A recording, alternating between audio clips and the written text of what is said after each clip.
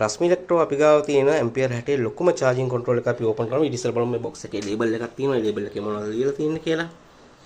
Rated voltage 12 24 36 48 volt.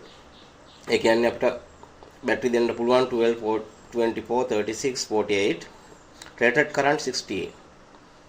Ampere 60 charging control එක. Max PV voltage 200 volt. volt 200ක PV panel input ගන්න පුළුවන්. ටිකක් අඩුවෙන් input ගන්න 120ක් විතර ඒක තමයි හොඳම.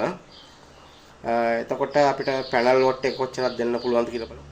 Maximum PV input power 12 battery 80 watt 24 battery 1560 watt 36 battery 2340 watt 48 battery